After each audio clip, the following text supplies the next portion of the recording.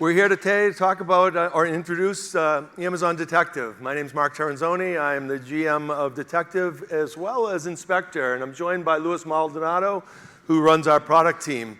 Louis and I have the pleasure to talking to many customers and up here today introducing Detective, but we really wouldn't be able to do that without the dedication and hard work of our smart team back in Boston and Seattle. So I just want to give a shout out to them.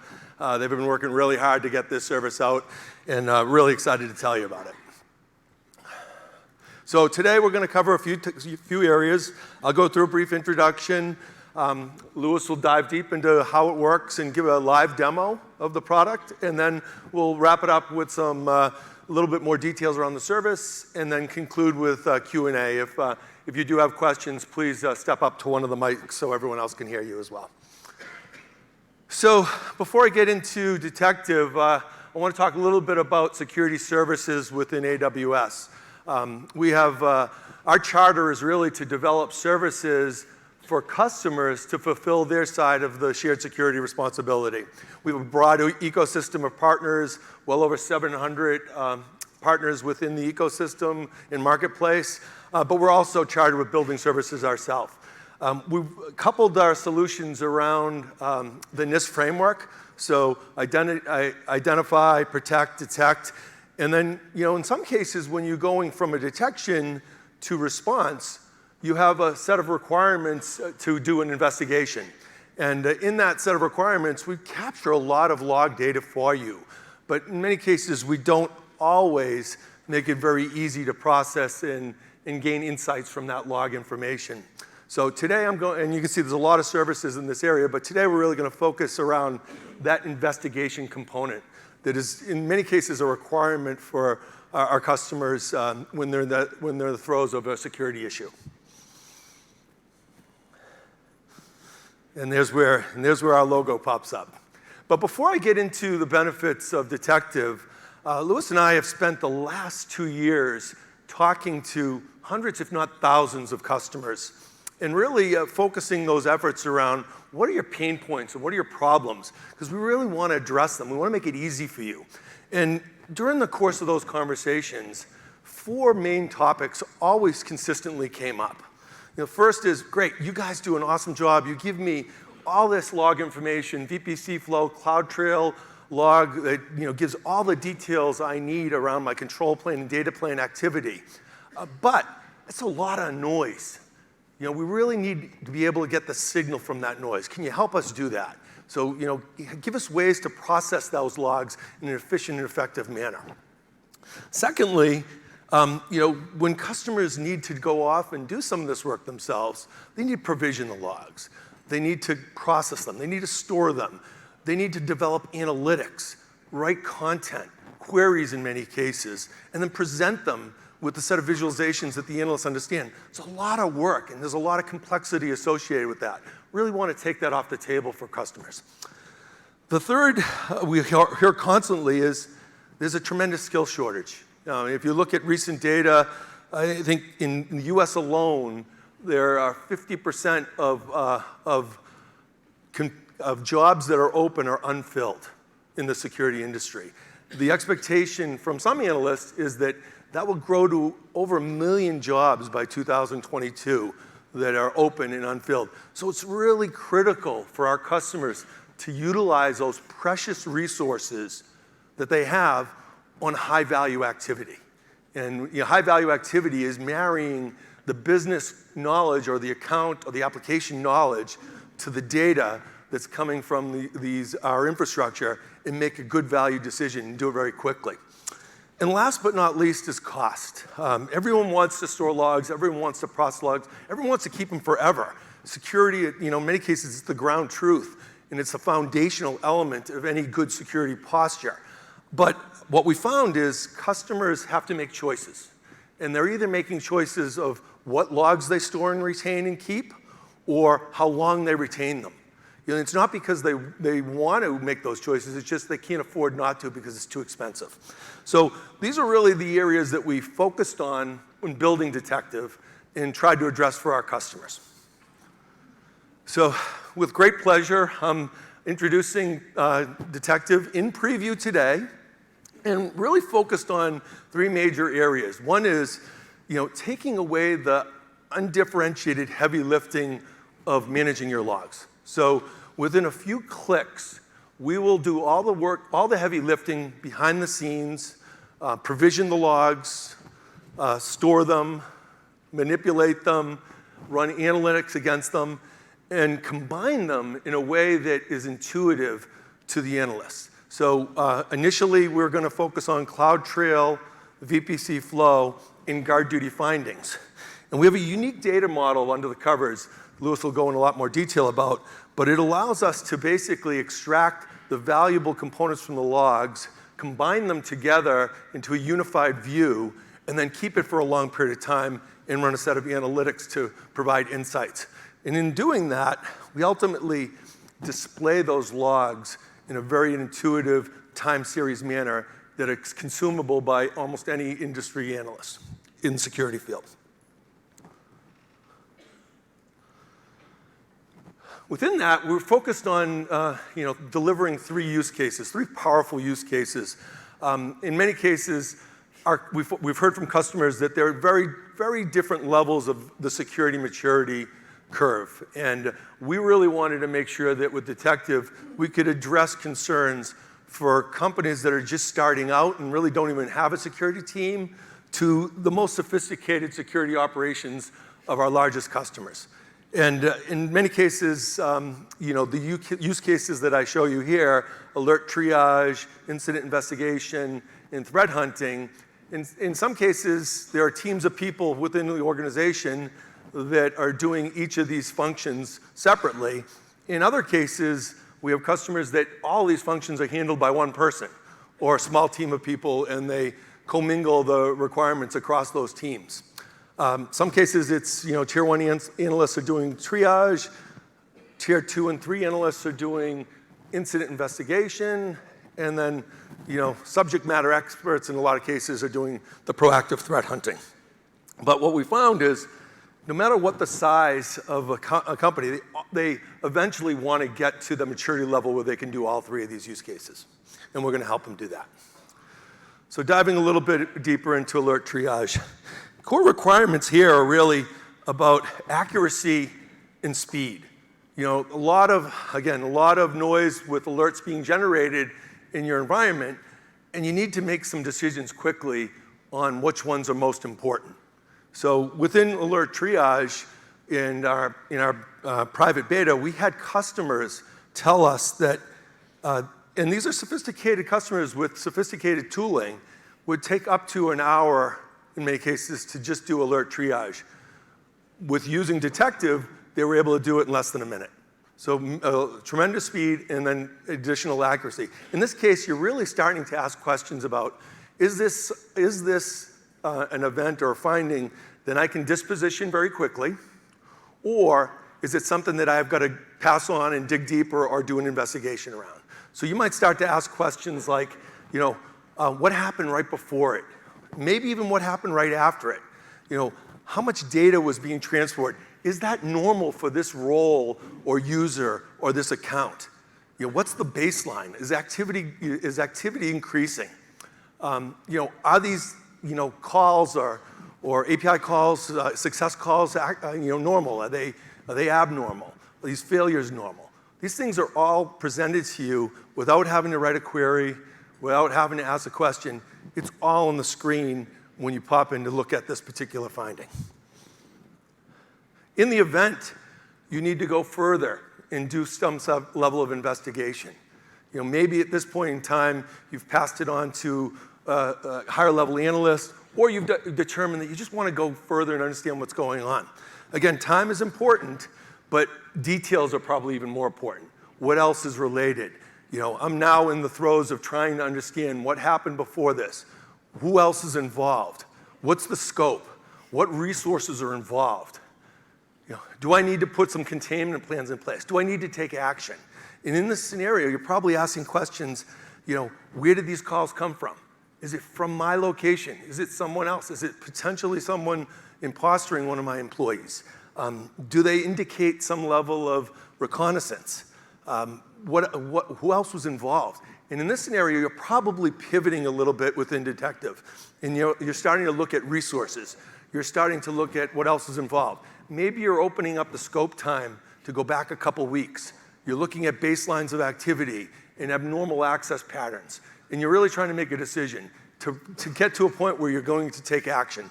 And again, what we've heard from customers, sometimes this takes days and maybe even up to a week on some sophisticated investigations. With detective, we think we get this down to hours. And because we have all the data gathered, it's all in time series, it's all correlated, and these questions are already being answered because we're developing the content and the analytics to provide those answers before you even ask the questions. And last but not least, threat hunting. In many cases, a few years ago, it was really focused on the most sophisticated organizations that had plenty of resources. What we found is, again, everyone wants to do it, and they understand that there's tremendous value in looking at things, not necessarily because you had a specific finding or an indicator, but because you have time and energy and the ability, and you have all the data to go be proactive and understand what may have happened or might happen before it eventually happens. In this scenario, it's really important to have a historical view of data, have it for a long period of time, not just a day, a week. You're not going to get baselines from that. But in detective, out of the box, you'll find we're going to keep this data for you for a year, and we're going to have a historical view of this for a year. But in this scenario, you may start to ask questions about a piece of threat intelligence or an indicator of compromise. In many cases, when threat intelligence is generated, there's a bit of a lag before the detection tools are able to take that threat intelligence and then apply it to the detection capabilities.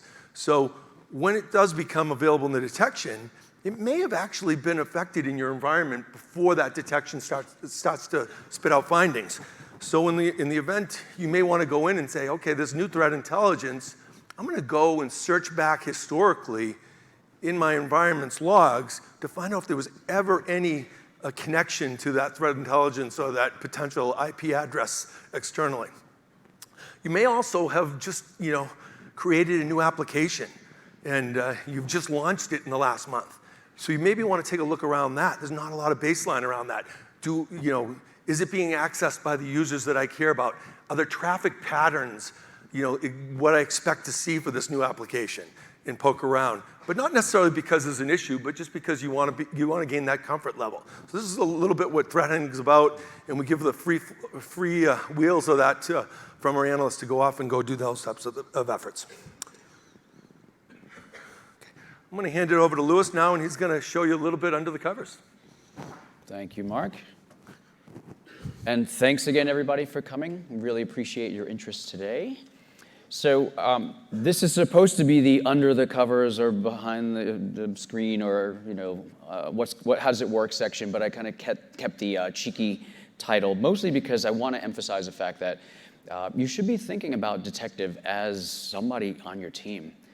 We're really working hard to make sure we're modeling a lot of the processes of a professional investigator.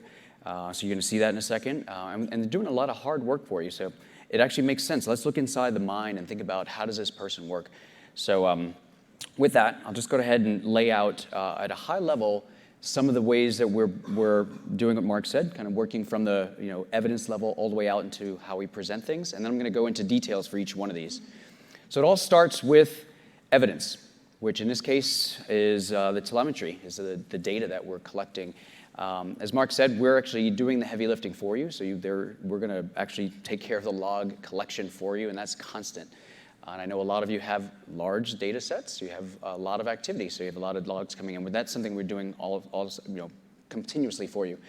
So that's where it starts. The next step is really about meshing that together and synthesizing it into a model that allows us to answer questions. Everything is about answering questions, really what the investigation process is about. So we've actually chosen a graph-based model that I'm going to talk to you about and why it's unique and why it really suits this problem really well. But that's our model. And once you have a model of all the data together, you can start doing the analysis. And that's where we actually apply a number of different analytics techniques to help answer some really hard problems, especially at scale. So I'll talk about those. And then lastly, getting those answers out. Here's what I found, telling you, the analyst, here's the answer to your question, maybe even the questions you weren't even going to ask, making sure that those are available to you. So that's generally at a high level how this all works. So let's talk about each step. First step is telemetry collection. That's the evidence, I think, that I was mentioning. Our service is, by nature, a multi-account-based service. So that means within each region here, because it is regional, all accounts where you would like to collect telemetry, you can designate. So basically, you say, these are the accounts we want to monitor, and effectively, this is an account where I would like that graph of data to kind of be brought together. So it all comes together in a single place.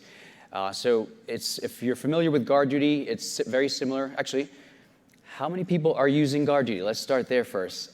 Love it. Love seeing that. Awesome. So should be familiar with the master member type of approach. Very similar. So basically, you're identifying those member accounts, and you've got a master. What is a little bit different, you will be interested to see, is that you can actually have multiple graphs.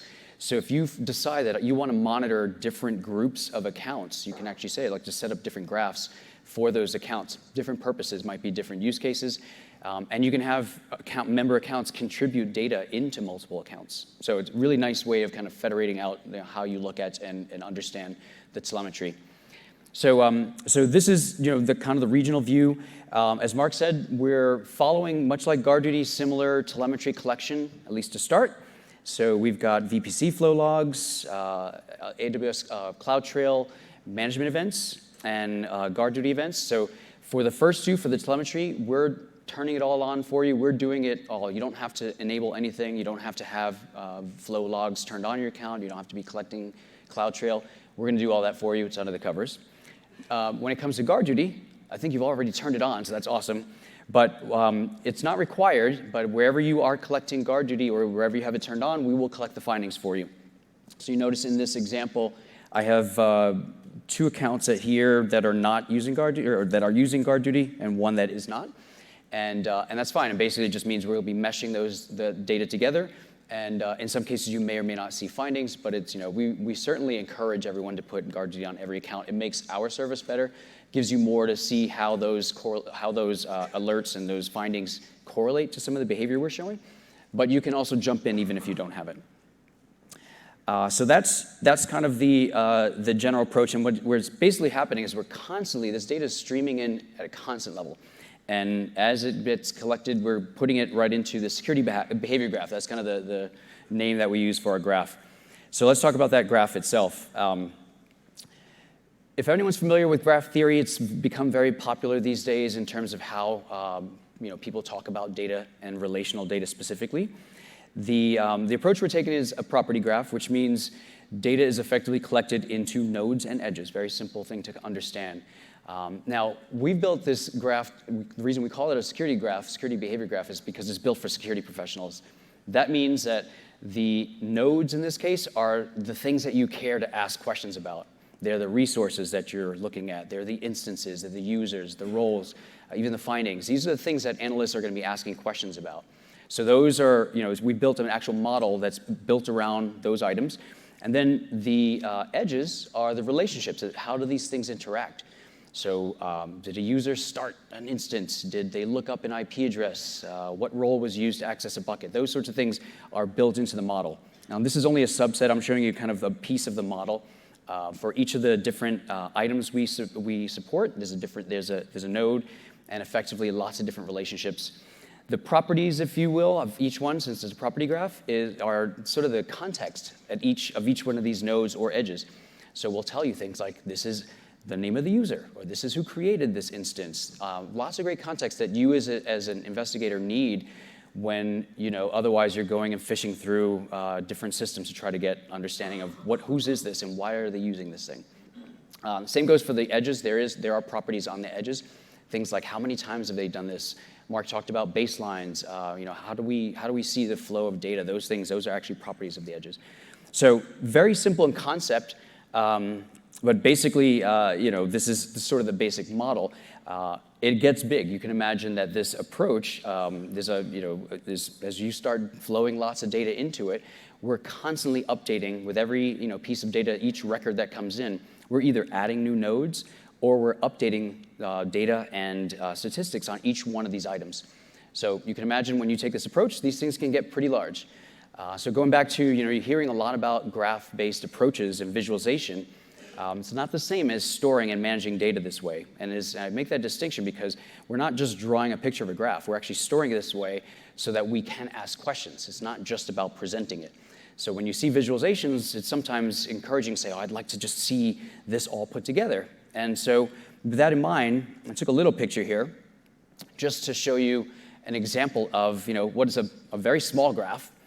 This is just a just representative small picture, and in fact, it's probably way smaller than everyone's account in this audience. But let's say this represents nodes of users and IP addresses and instances. Imagine looking at a picture like this, excuse me, and trying to pick out where's the flow between the instance and an IP, and how much flow is there, and do I normally see that or not? So seeing things structurally like this, it's interesting, and it certainly helps people dig in certain ways. But when it comes to answering those questions quickly, when you're in the middle of an alert triage session or an investigation, you want the answers to that question. You don't want to be fishing around necessarily. So while you won't see us present the graph this way, at least in the preview, for those of you who do like to see graphs this way, stay tuned because we have more coming. But what we did do instead is that we're presenting the graph like this.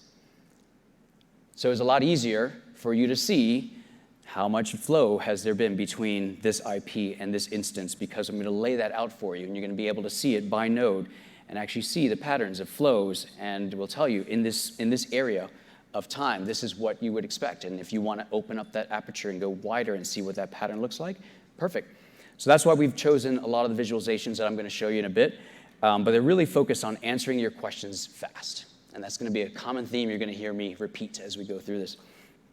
So that's the graph. That's a little bit of under the hood, inside the mind. Now let's talk about data science. I mentioned that we use a number of different analytics techniques. And I almost feel like sometimes when I say data science or people hear machine learning, especially in our industry, you're going to get this skeptical eye rolls and everyone's saying, sure, the bad guys are found by machine learning. I'm not here to tell you that.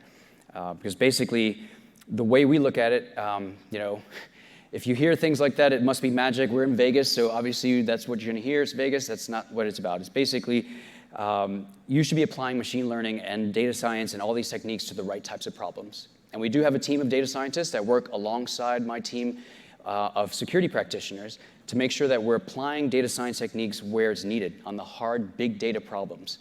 And so it's not necessarily about finding all the evil all the time. It's about just understanding normal. It's about understanding what is something that wasn't expected, things that are hard to calculate at high levels. So what you're seeing here, and I'm never going to do it justice, we have these are actually screenshots from some of the research papers that our team has put out on this work. And you're going to continue to see additional work. They're really excited. Our team comes from large physics backgrounds and other areas where they've been applying some really cool techniques to the data that we're seeing. And they do everything from making it simple to identify the baselines that Mark was talking about, see distributions across port behaviors and traffic flow, showing the time series analyses and these patterns I'm describing. So this is the work they do. This is from their research. This is not what you want in front of your analyst either. That's, again, why we're taking these types of panels and this type of visualization, this type of research, and we're making it available to you very simply. So that means, yes, they've created a baseline, or yes, they've done some time series analysis. We're just going to present it very simply in a bar chart, or make it very clear in a graph that shows you, here's the baseline. This is what's gone over. This is what hasn't been expected. So that's a little bit about what it's like. I think, why don't we actually see it in action so you can get a better picture of what's going on. And great. Don't know what that is. All right, great. So to set this up, basically, I've got a little scenario, but I want you to take away a few things as you see me walk through this. First is sort of the workflow that we're trying to enable. It's all about questions, and everybody's approach to asking questions is different. So that means we don't want to be prescriptive. This is not going to be a, here, you must do these things in this order. Everybody's going to try to do and look for things in different ways. So I want to make sure that we support that. So that's a key part of it. So workflows, what tools you're coming into, and then also the fact that you might need to keep moving around. Today, you're probably doing that by source. You're saying, I need to look it up here. I have to go over there to get that data. I need to look up someplace else for whatever piece. That doesn't necessarily go away as you're looking through data, but you shouldn't have to feel that burden. So when I start pivoting through the interface here, what you're going to see is it's much easier than thinking about which data source. It's just natural pivot points. So keep those things in mind as I go through this scenario.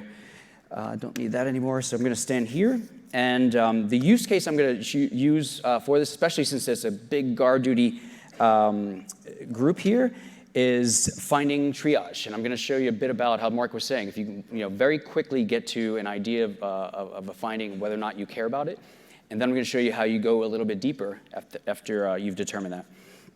So I've got GuardDuty, the console open here. Should be familiar to most people. And for my scenario, I'm going to focus on a particular domain. In this case, I'm looking at a single account, and I'm looking for this type of finding. In this case, I'm going to look for CloudTrail logs that have been disabled. So if you know this finding, you may have seen it.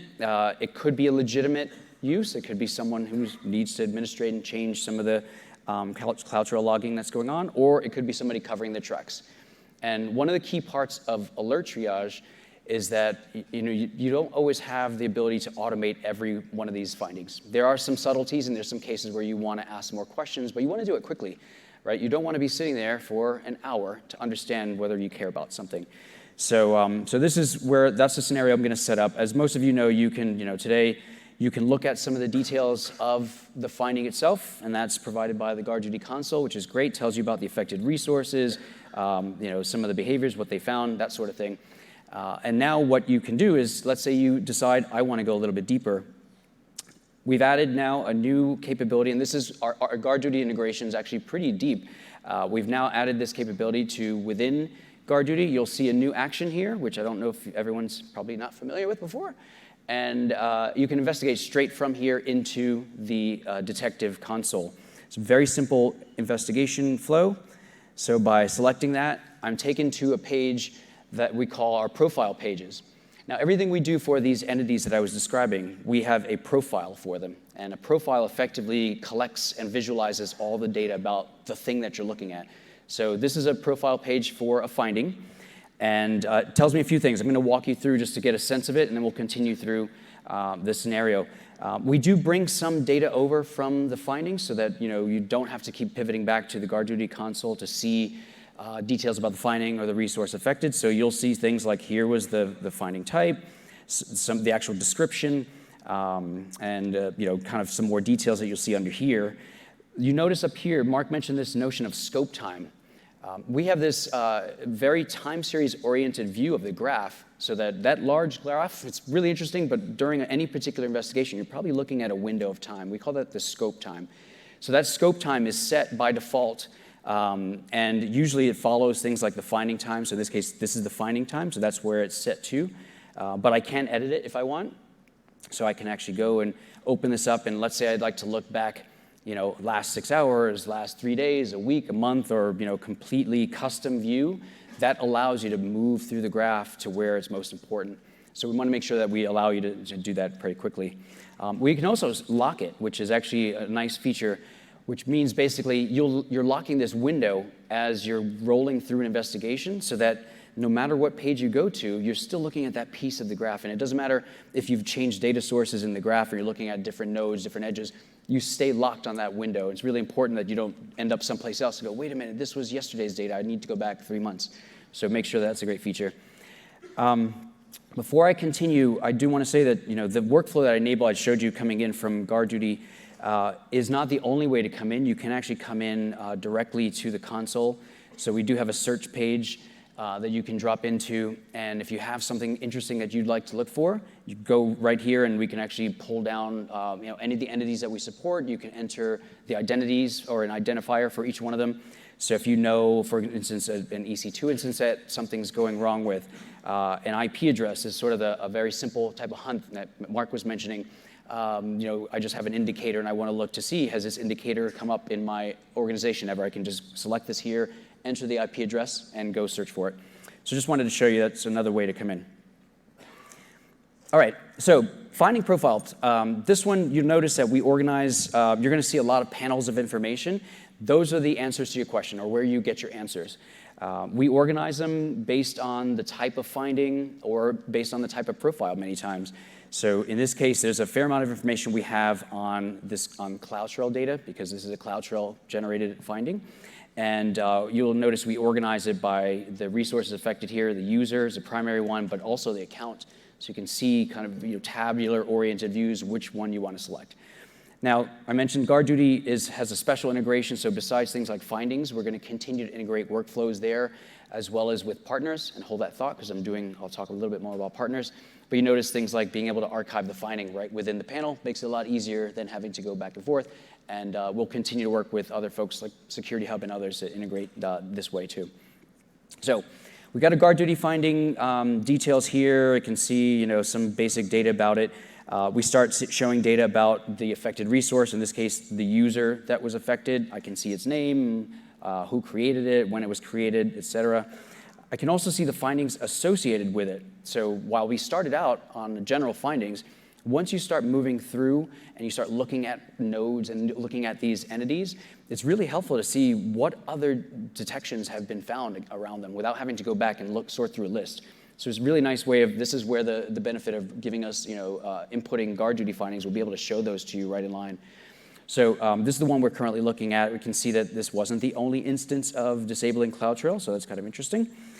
And then additional context, things like, what's the overall API call volume?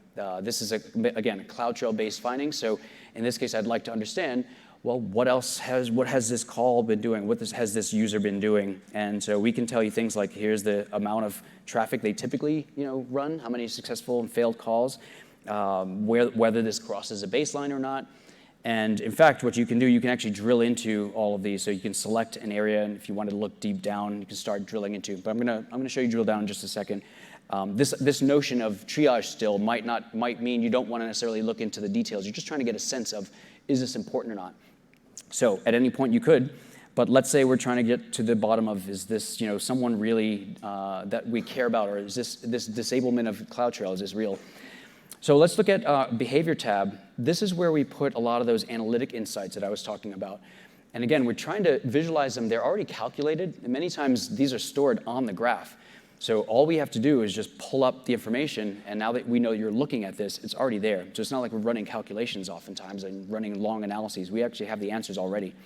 So in this case, we have a number of different types of analytics for each different type of finding. So I'll just kind of roll through really quickly, and you'll see everything from where have we observed this or not observed this call being made from in terms of geography, new API calls that they may not have ever seen before, and especially during the last X amount of time, things that were not expected to kind of started getting used, things that started increasing in volume. So imagine an actor has made its way in, all of a sudden they start doing describes and looking around, might be doing reconnaissance. That's the type of thing you'd like to start flagging, seeing some increases in certain calls. And then there's others, things like what ASO was used, what user agent, if you're going to go and understand infrastructure that they have. It's great context for really just quickly understanding, do you care? So just starting with, as an example, looking at the top one, this is it's probably one of the better, faster ways of understanding when someone says, where did this come from? In this case, we're noting that if we've seen it before, if you've actually seen this type of call before, it would be in a blue circle. And we've not really seen this user and this call being made before. So it's actually a newly observed call. And you notice it's coming from an Eastern European area. And in which case, maybe I don't have an office there. I'm not used to seeing traffic there. This might be the case where I'm saying, yes, this is pretty obvious. And I could do the same with some of these other questions. I don't expect this account to be making these other calls. Very easy triage questions.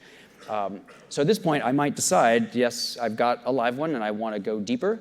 And I can either continue the analysis here, I can pass it off to someone if I structure that way.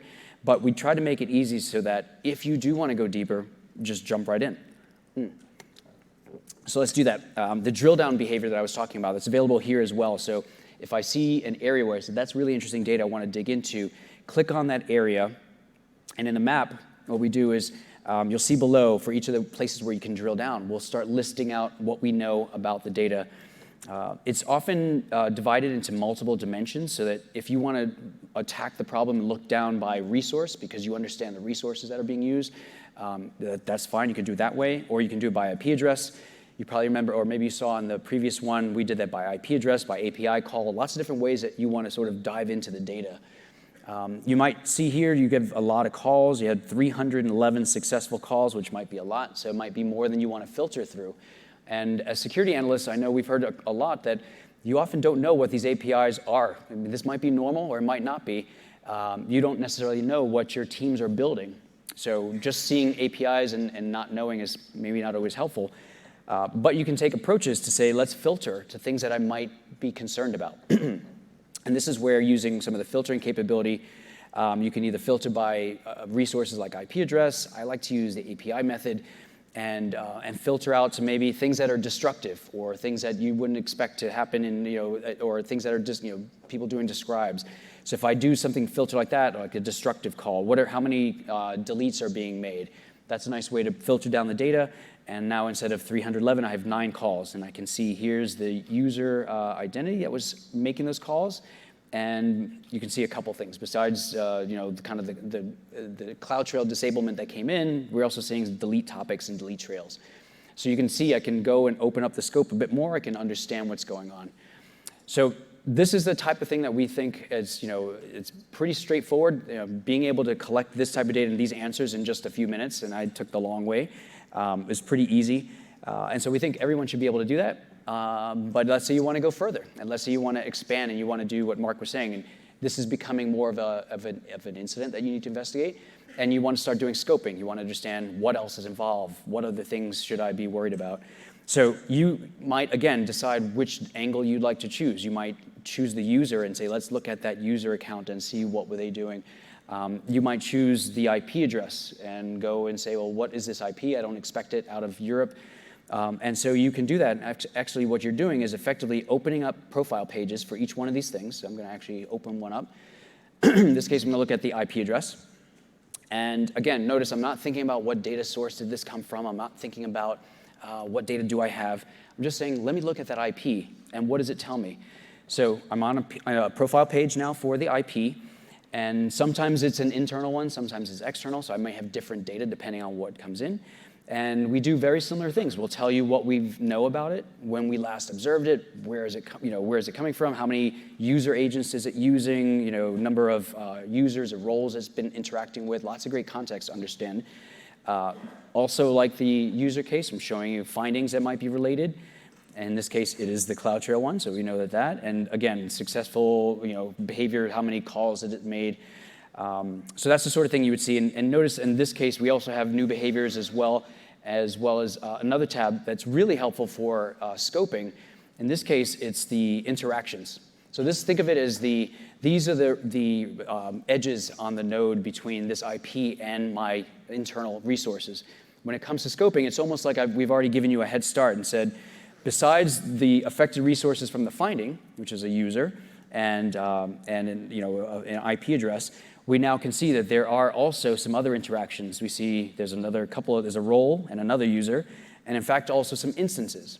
And you noticed before we were talking about CloudTrail. Now all of a sudden I now see there's instances, and I can see that there's probably some other interactions going on. So this is a great place where I might go deep. I might take a look at each one of these.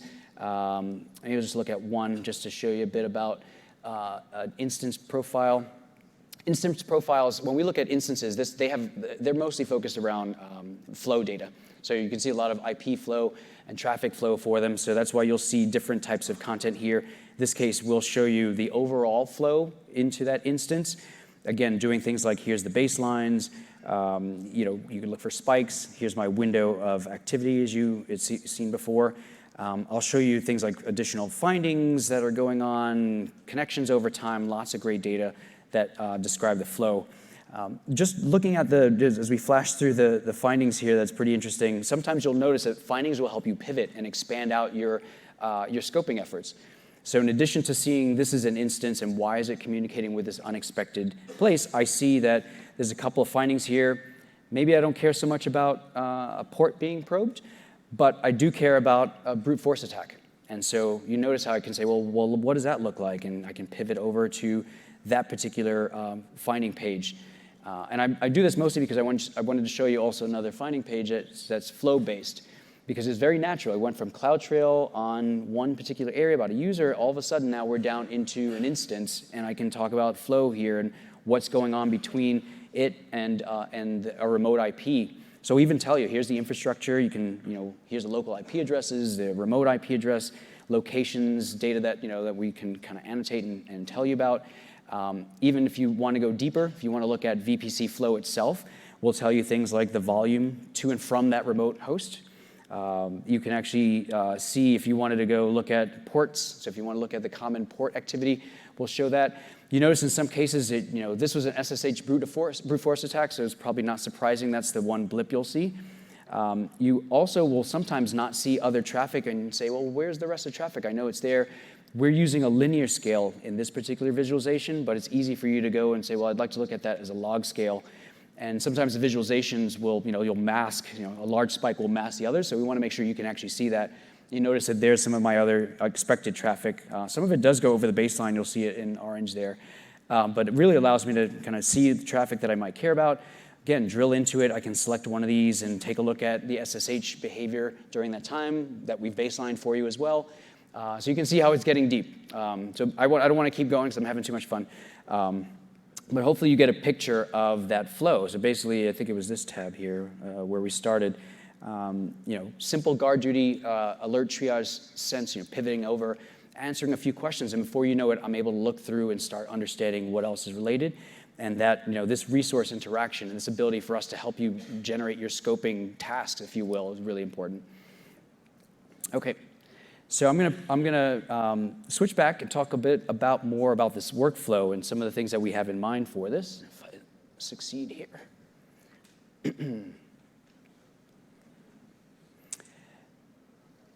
All right, so that GuardDuty integration that I showed you is, we feel certainly goes beyond GuardDuty. There's a lot of other ways that we feel that pivot in between, where you're looking at an alert or a finding is really important. And so I wanted to lay out some of the use cases and how we see these coming together.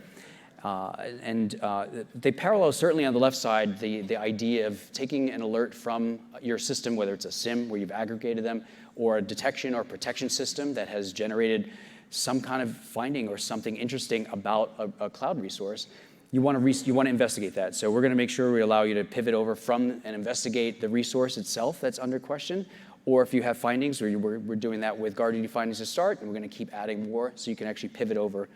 And on the right side, we're also looking at and working with orchestration approaches. And orchestration servers typically are automated. So in many cases, you won't have every single finding being looked at by a human. You'll have automated playbooks. But there are cases, like I showed you in this case, where you might want a manual step where someone will validate that this is something that you really care about. So in that manual step, you basically allow that analyst to pivot right over, present them with the page that makes sense right in the detective, and let them make their determination, and then you can pop back up and continue the automated flow. So that's all done by a URL, very simple URL syntax that you'll see that we use for pivoting. You can you're actually welcome to use those URLs. We actually pass them back and forth within our team as well. They have query parameters that let you say, this is where this is the times where I'd like this frozen, this is the resource, very simple way to construct. And you can send them over chat, send them to other systems that you might have, share them with reports wherever you might need. So it's really, we're trying to make sure that we integrate with the sort of ecosystem of tools that you're already using. And actually on that note, we've been working with a number of partners already right out of the gate that have also seen this value. So we're really excited to talk about our launch partners here. You're seeing on the left side our technology partnerships. These are industry leaders, as you all know. You'll recognize the names that are really excited to integrate that same flow that I showed you with GuardDuty with their systems. So that idea of here's a system that is a SIM or a protective system, a data, something looking at the endpoints, and you want to investigate that.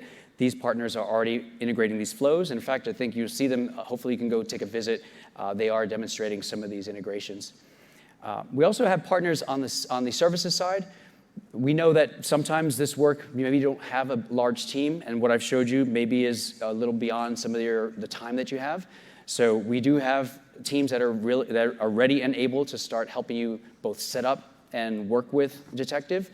They can help you with best practices and how to use it, integrate with it, and then if you even want them to run them, we actually have some of the teams that are setting up to actually run using Detective themselves. So you might not even have to see it. They'll have it back in the house and use it as a tool of their own. So real excited to have this integration being recognized by a lot of our partners. So with that, I'm going to hand it back to Mark, who can basically walk you through a few more service details, and then we'll take some questions. Great. Thanks, Louis. So getting started, it's really pretty simple. We have a notion of a master account and then a number of member accounts. Once you set up your master account, you can add accounts to it. You can remove accounts. Pretty simple. If you have a lot of accounts, we give you the capability of uploading a CSV. Very similar model to GuardDuty and Security Hub and other services within the portfolio. Pretty simple. You'll probably see us do a lot more with orgs in the future coming down, but pretty simple process today. We are in preview now, so there's no cost, obviously. So we'll be rolling more and more customers into preview through the next couple months with a planned GA really as soon as possible, but certainly coming in early next year for sure. Once we do release the product in GA, we're going to also offer a 30-day free trial. 30-day free trial allows customers to use the product, get a feel for it, and really estimate what their cost and usage models will be. Determine what accounts make sense, which ones don't make sense.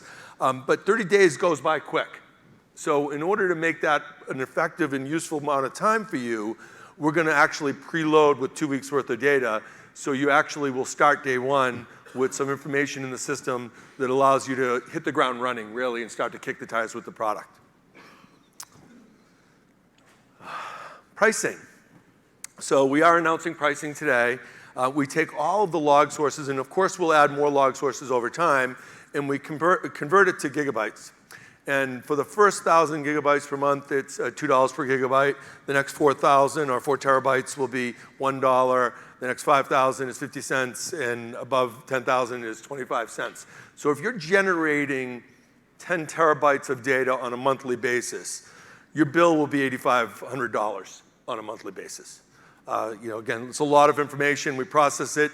Again, no provisioning of the logs. You don't really have to do any of the analytics. You saw from Louis's demo that we're providing all that content. We'll continue to add to that. We'll continue to generate more analytics. Again, all done for you at one flat rate price. And of course, keeping it for a year. And that's built into the cost model. We'll keep that graph for a year for you.